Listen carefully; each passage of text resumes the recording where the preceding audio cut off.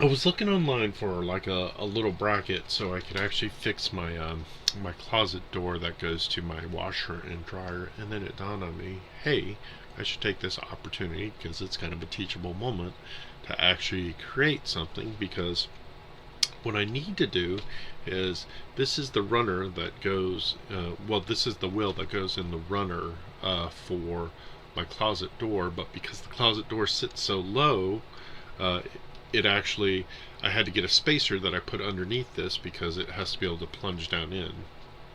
But I had to put a spacer down underneath it, and with that spacer, it only sits so far in the door to where when it gets plunged down, it most of this still sticks out. So then it has no stabilization.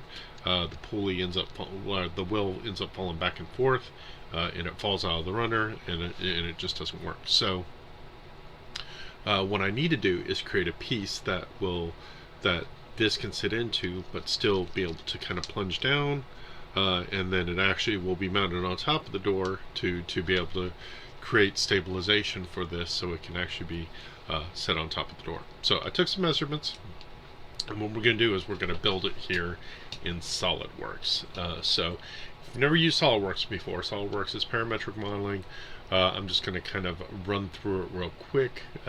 It's kind of a pain to like do all the specific measures and everything of parametric modeling, especially since I haven't gone through like the actual teaching. But here I'm going to just do the lowdown to make a little functional thing real quick, so I can get it 3D printed out and I can use it as a piece. So first of all, when working in SolidWorks, you want to pick a plane that you're going to be working on in order to be able to create your sketch, because anytime that you work in SolidWorks, you have to create a sketch so you can take that sketch and then extrude it and turn it into a solid piece that can actually be 3D printed. So for our sketch, we are going to start and create a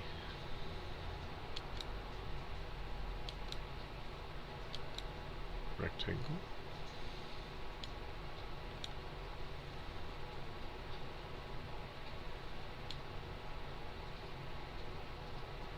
So I'm just going to throw this on there real quick, create my rectangle, and now what we have to do with that rectangle is we want to dimension it.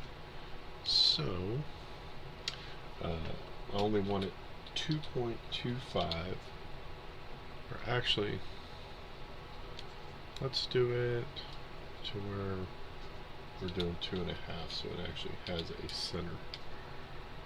Okay, so 2.5, and this side,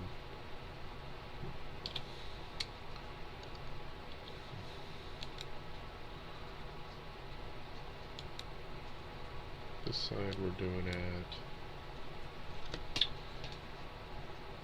1, and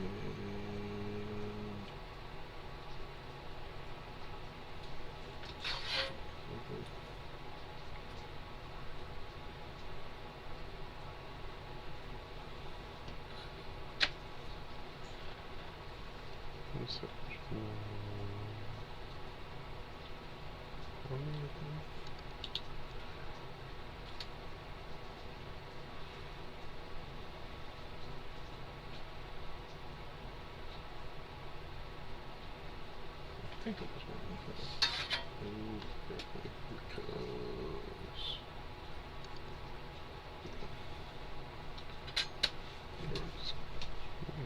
on there. So we got that, and let's move into this bad boy.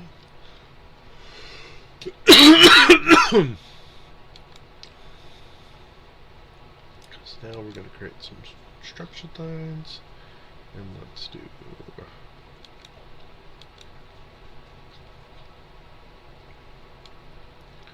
the center line, and another center line.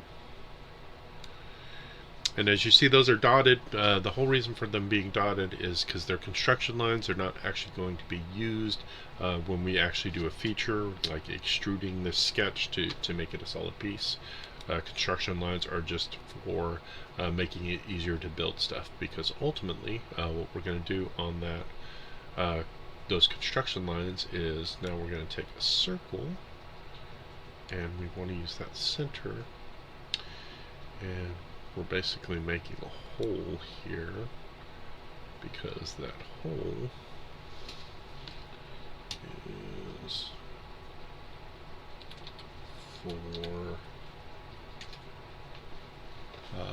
for where we're going to put this bad boy in there.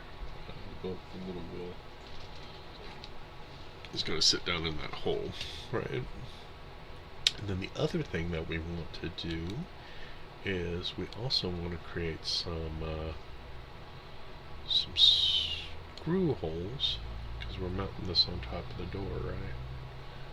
So we're going to put a few screw holes. And then what I'm going to do is that piece right there, I'm going to mirror it.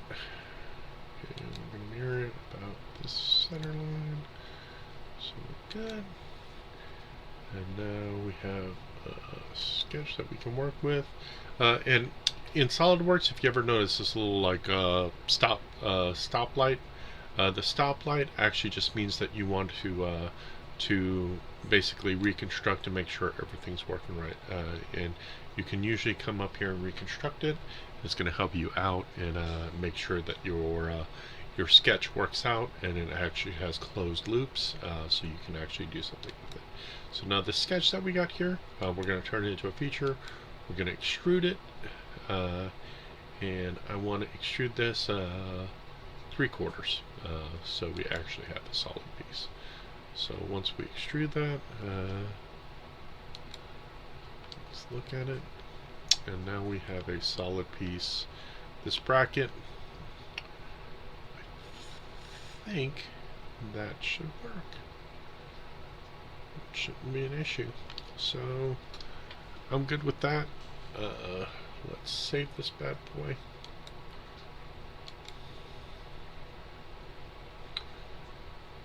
What we're going to do is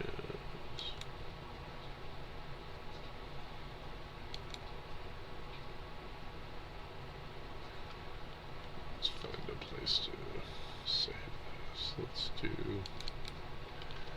in our rock folder, because this will be a good place that we can actually I'm just going to call this a functional part.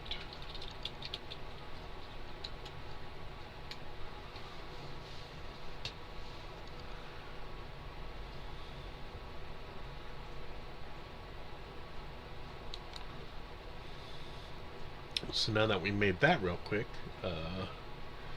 let's see if we can just throw this guy on the 3D printer. Let's see if we have any issues about it. It's been a little bit since I've used my 3D printer, so hopefully it shouldn't be too much of an issue. Let's.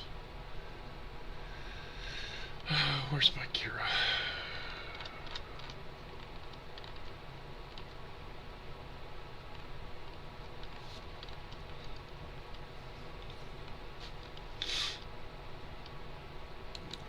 That's right, it's Ultimaker Kira. Okay. So let's pull up a good old Ultimaker.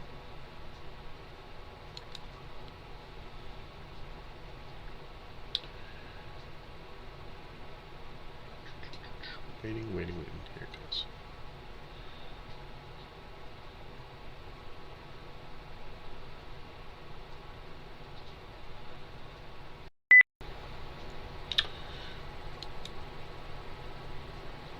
So I figured as much. It's not going to pull it up as a SolidWorks part.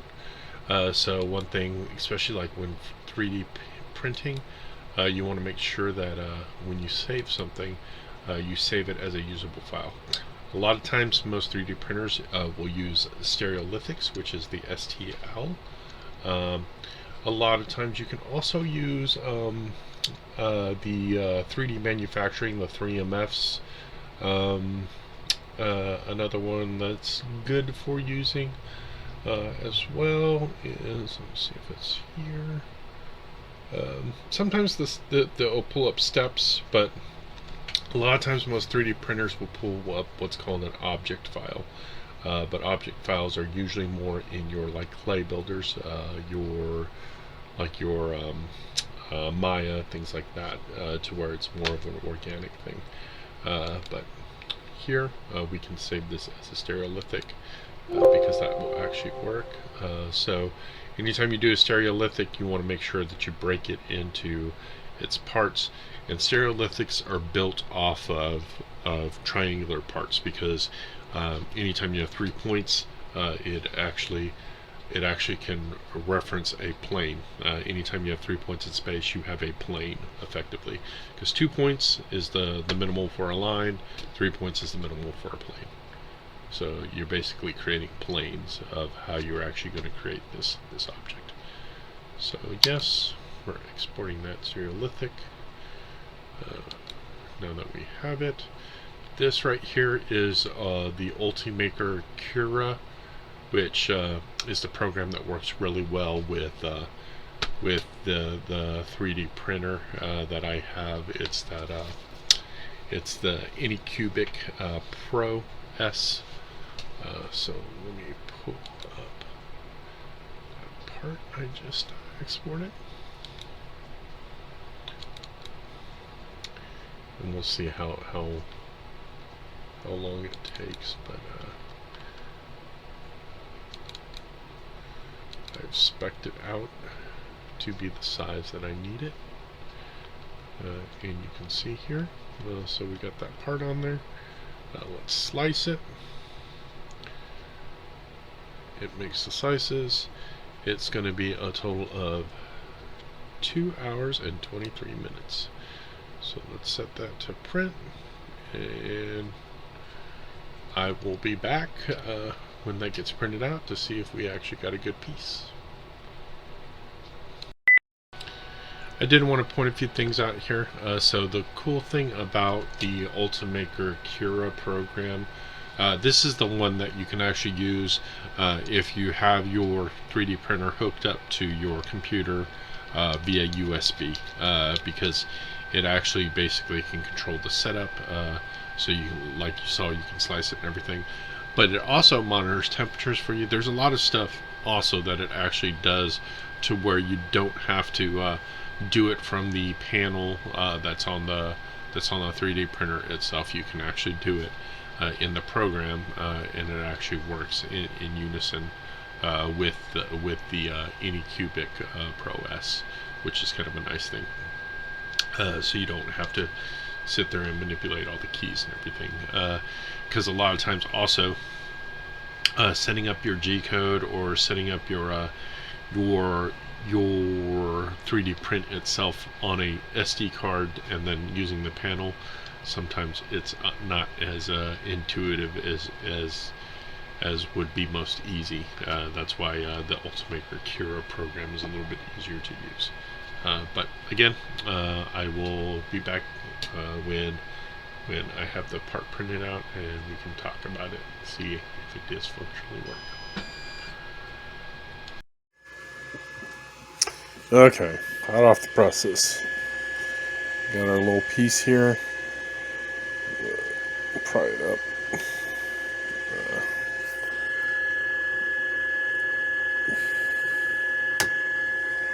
Okay.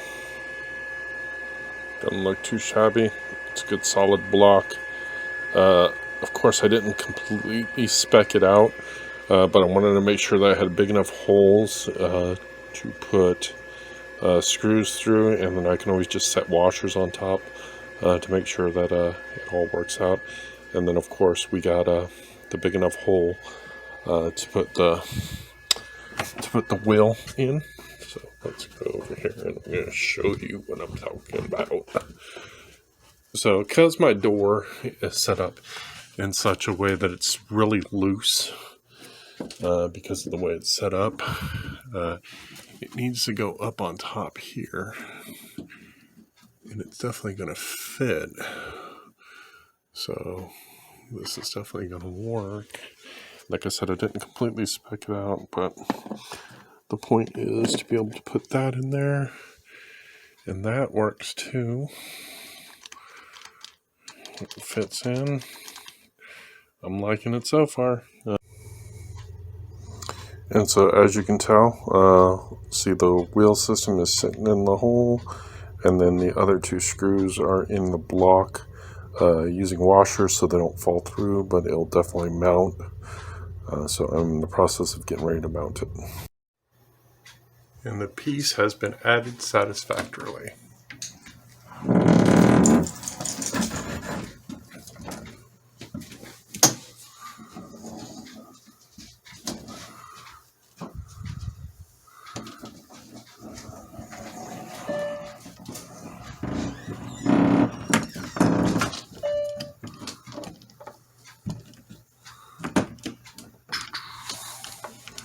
Ta-da!